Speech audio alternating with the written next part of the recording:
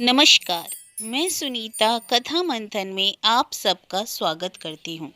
कथा मंथन में आज सुनिए प्रथम प्रतिश्रुति का 54वां अध्याय। प्रथम प्रतिश्रुति से संबंधित सारे अध्याय आपको हमारी प्लेलिस्ट से मिल जाएंगे, जिसका लिंक आपको एंड स्क्रीन और डिस्क्रिप्शन बॉक्स में मिल जाएगा। इसके अलावा अन्य उपन्यास और कहानियों का लिंक भी आपको वहाँ से मिल जाएगा। अब तक हमने देखा कि सत्य अपने बेटे की शादी के लिए तैयार नहीं है, फिर भी उसके रिश्ते आ रहे हैं और लड़के का मन भी शादी के लिए हो रहा है। अब आगे, लड़के की शादी के लिए उसका मन तैयार नहीं था, लेकिन उसे तैयार कर लेने के बाद उसने अनुभव किया खुशी सी भी लग रही है। लड़के का वह पुलक छिपाया लाजुक सा मुखड़ा बड़ा कौतूहलजनक था। बीच बीच में ब्याह संबंधी एक एक बात छोड़कर सत्य उस पुलक को देखने और मन ही मन हंसने लगी। सत्य के मन पर उम्र का जो भार जम उठा था, उसमें से कुछ साल झड़ पड़े। क्या उसके इधर के बुझे बुझे से तीते दिन मानो दब गए। मीठे कौतुक से चंचल हो उठे दिन की शक्ल, रात की चिंता। ब्याह की तैयारी के साथ साथ वह यह भी सोचने लगी कि नाते की ऐसी भी कोई तो नजर नहीं आ रही है जो फूल सज्जा के लिए ताक झाक करे। सत्य से तो नाता ही बड़ा भयंकर है। एक बारगी माँ का नाता, तो भी यह सोचती रही बरईपुर के जिस कमरे में दुल्हा दुल्हन की फूल शैया होगी, उस कमरे के खिड़की दरवाजे में छेद करके रखना होगा। वह छेद क्या किसी के काम नहीं आएगा? सत्य के नैहर से बहुत तेरे लोग तो आएंगे। इसी खुशी से मन उमंगता रहा। पहली संतान यदि लड़की होती, हुई भी तो थी, नहीं रही, नहीं तो उसका शादी ब्याह कब का हो गया होता। सत्य तो सास भी बन गई होती, लेकिन वह नहीं हो सका। इतने दिनों के बाद सत्य का यही पहला कारज, और वह कारज कन्यादान से उदार पाना नहीं, लड़के का ब्याह है। लड़के के ननिहाल से सबको लाए बिना वह नहीं मानेगी, किसी को कोई उज्र नहीं सुनेगी। नवकुमार ठीक इसी समय चला गया, नहीं तो अभी ही सत्य न्योता लिखवा लेती। दिन तय करके पक्का न्योता भेजने से पहले चिट्ठी से सूचना देना ही चाहिए। बेटे का ब्याह है, कम से कम 5-7 दिन तो सबको रहना ही पड़ेगा। शारदा को तो जरूर ही आना पड़ेगा। बड़े भैया की दूसरी स्त्री को भी नहीं कहने से अच्छा नहीं दिखेगा। रासू के दूसरे भाइयों की भी शादी हो चुकी है, उन्हें भी कहना जरूरी है। नहीं दादी जी अभी सुहाग का सिंदूर पहने मौजूद है, कुछ नहीं तो बैठी बैठी अहिवाती लक्षण तो कर लेगी। माँ के लिए सत्य के एक निश्वास छूटा। उन लोगों से कितनी छोटी थी माँ, लेकिन कितने दिन हो चुके गुजर गई। आज यदि माँ होती। जरा देर चुप बैठी रही, फिर मन ही मन फहरिस्त तैयार करने लगी। नैहर में बाल बच्चों की संख्या कितनी है, किसके कितने बच्चे हैं, सत्य को यह भी ठीक ठीक नहीं मालूम। इसके लिए वह मन ही मन शर्मिंदा हुई। सोचा इसी होशियारी से लिखना होगा कि कोई उसकी इस अज्ञता को पकड़ नहीं सके। तुड़ से हंसी मजाक करने वाली एक है, वह है बड़े भैया के बड़े बेटे छन्नू की स्त्री, जिसके ब्याह में सत्य को ले जाने के लिए रासू ने बहुत कहा सुना था। लेकिन सत्य की हालत उस समय शोचनीय थी।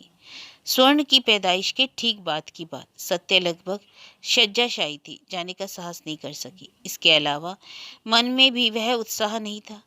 बड़े भैया और भाभी जरूर उस बात का ख्याल नहीं करेंगे। सत्य के वो सचमुच ही चाहते हैं।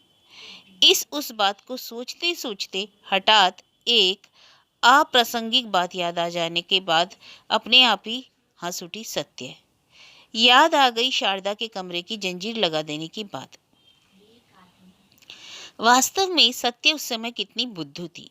बाद में शारदा ने इस बात के लिए एक दिन मजाक किया था।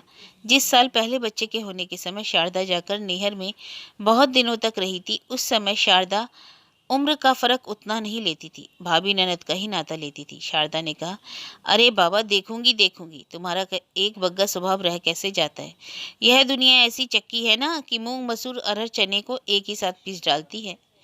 दुनिया ने सत्य को आखिर पीस ही डाला। बीच बीच में सत्य स्वयं ही सोचती है, लेकिन मन उद्वेल है। यह सब चिंता भी ठहर नहीं पा रही है। अभी सत्य सोच रही है, नित्यानंदपुर की दुनिया कितनी अच्छी थी, वहाँ अब पिताजी नहीं है। नेड़ू की सोच करके भी दुख होता है, जाने अब कहाँ है वह। वही जो उस बार आया, कई दिन रुककर ममता बढ़ाई और चला गया, उसके बाद से लापता। कौन कहेगा कि पढ़ने से जी चुराने वाले उस निरह से लड़के में वैसा एक घर छुड़ाने वाला खामख्याली मन छिपा था। नित्यानंदपुर की खबर सत्य को बीच बीच में बड़े भैया की चिट्ठी से मिल जाती है। देर देर से अवश्य, जब जी बहुत ही कैसा तो करने लगता है तब वह रासू को लिखती है। रासू बड़ा मुख्तसर से लिखता है, लेकिन समाचार देता है। रामकली तो पत्र का उत्तर ही नहीं देते। एक ही बार सिर्फ लिखा था, चिट्ठी ना मिले तो दुखी मत होना। यह नहीं लिखा कि चिट्ठी आखिर किस वजह से नहीं मिलेगी। सत्य समझती है, जानकर ही वे चिट्ठी नहीं लिखेंगे। माया से अपने को मुक्त कर रहे हैं। जो भी हो, बेटे के ब्याह में एक बार चरणों की धूल देने को उनसे जरूर कहूंगी। आपका आशीर्वाद पाए बिना तो इनका ब्याह ही बेकार है।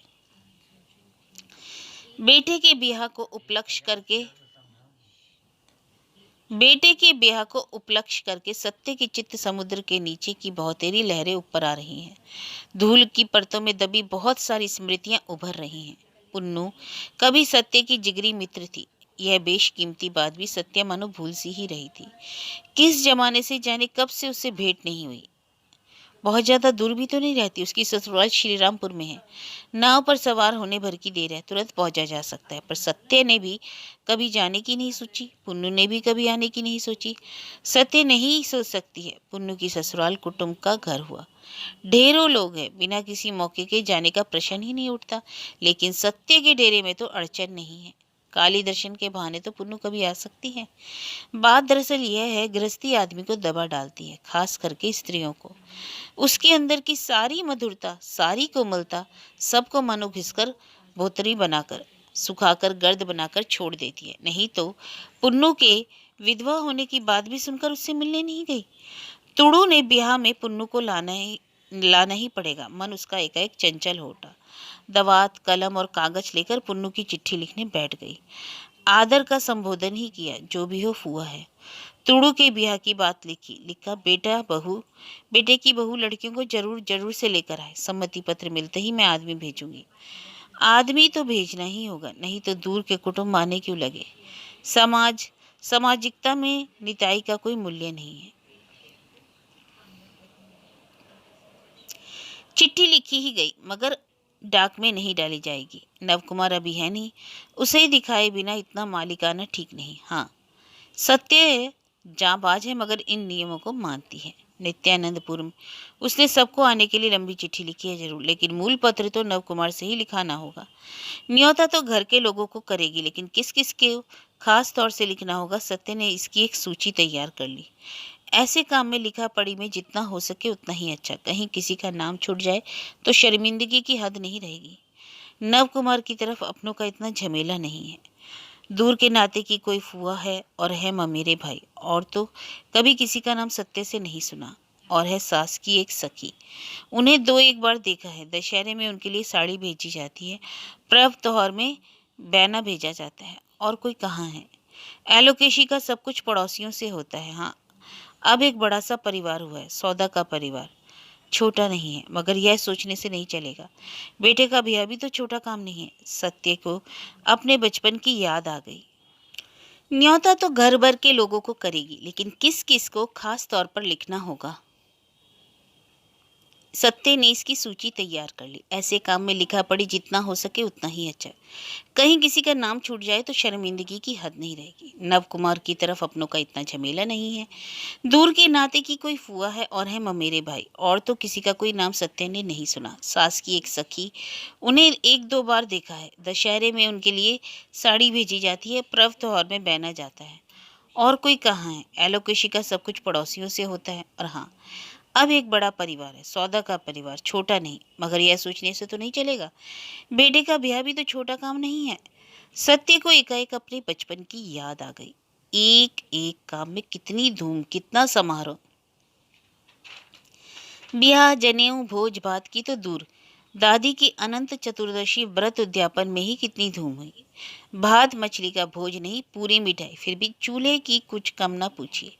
हलवाई और रसोइयों का मेला ही लग गया था। मछली की कमी पूरी करने के लिए दही, रबड़ी, खीर की नदी, समुद्र लहरा दिया था रामकली ने। मिठाइयों का पहाड़ खड़ा कर दिया था। यज्ञ की सोचते ही सारे दृश्य आंखों के सामने नाच उठते। उत्सव का ख्याल आते ही उस समय की छवियां फूट उठती। वैसा नहीं, कर सकने से सत्य का मन नहीं भरेगा। बात उसने थोड़ी बहुत उठाई थी। नव कुमार ने डर से आंखों को कपाल पर चढ़ा लिया। कहा, रुपए पैसे की नहीं कहता, भगवान की दया से रुपए पैसे की भी नहीं सोचता, लेकिन इतना करेगा कौन? आदमी का बल कहाँ है? एक बात है, धन बल, जन बल और मनोबल, तीनों की जरूरत है वह? सत्य ने सोच ही रखा था इसी तरह की बात आएगी, इसलिए तैयारी भी थी। छूटते ही बोली, धन का बल धन से आता है, जन बल ले आता है, और मन का बल दोनों को चलाता है, और यह तुम चाहो चाहे ना चाहो। मुझ में तो ये दोनों हैं। तुम्हारी तो सब बातें ही लंबी चौड़ी होती है, जोर जोर से शुरू करके आखिर में हंसी उड़वाओगी। सत्य ने दृढ़ता से कहा, हंसी क्यों उड़वाऊंगी? बराबर जैसा काम कारज देखती आई हूँ वैसा ही सोचना सीखा है। हंसी होगी यह सोचने को ही नहीं। यह सब कलकत्ता में होता तो सुविधा की कमी नहीं, यहाँ तो पैसा ही तो आधी रात में को भी बागिन का दूध मिल सकता है। लेकिन सुविधा की उस मधुर कल्पना को मन से निकाल देना पड़ा है। पहले बेटे का ब्याह परदेश के डेरे से करने की बात सोचना भी गलत है। पहला बेटा ही क्यों, बेटा बेटी किसी का ब्याह भी अपने घर से करना उचित नहीं है। नादी मुख श्राद्ध होगा, पुरखों का पिंड पानी मिलेगा, यह काम भला जहाँ तहाँ से करना चाहिए। इसलिए गांव के घर पर ही यह सारी तस्वीर आंक रही है, उसी हिसाब से सब कुछ सोच रही है। इस मामले में सत्य का बंधु, सलाहकार, सहायक सब कुछ है उसका छोटा लड़का सरल। गर्मियों की छुट्टी है, इसी से सहूलियत है। जब तब सत्य की पुकार होती है, मुन्ना जरा दवात कलम तो ले आ, एक बात सूझी है, इसी वक्त लिख ले नहीं तो भूल जाऊंगी। सरल हंसा, तुम भूल जाओगी? जेठ बेटे का ब्याह ब्याह करके तुम्हारे माथे में तो रात दिन रेलगाड़ी का इंजन चल रहा है। सत्य भी हंसी, अरे तुझे ईर्ष्या हो रही है क्यों? तेरे ब्याह का वक्त भी कुछ कम नहीं करूंगी, माथे में जहाज चलाऊंगी। नमस्ते माँ, देख कर ही मेरी कामना पूरी हुई जा रही है। सरल की बातचीत ऐसी ही होती है, बड़े हैं इसके लिए वह कभी सिहर नहीं उठता। बाबूजी के बारे में वह सहज ही आड़ से हंसकर कहता है, घर के मालिक की राय हो गई, कहता है मालिक का कर्तव्य कर लिया गया। सत्य हंसी दबाकर कहती है, अरे लड़के वही बात करना, गुरुजन है ना। सरल भय का भान करते होते बोलता है, हाय गजब, मैंने इससे कोई संदेह लिखा है, लेकिन हाँ, हंसी की बात पर मैं हंसे बिना नहीं रह सकता। सरल की बातचीत माँ से ही होती है। रसोई घर में छोटी सी चौकी पर बैठकर कलसी, कढ़ाई, भगोना जो भी मिल जाता है उसी को लेकर तबला ठोकता और बात करता। सुन रही हो माँ, रास्ते पर आज एक गजब की गाड़ी निकली है, गाड़ी भी गजब और नाम भी गजब।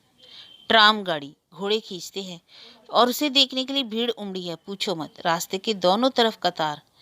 कहता है, समझी माँ, आज हिंदुओं के किनारे एक दोस्त से बात करते करते हो गया एक पक्कड़। उसने कहा, इस बंगाली जात से कुछ नहीं होने का, यह सब जात सन की है। बस हुआ गुस्सा सवार, खूब कसकर सुना दिया।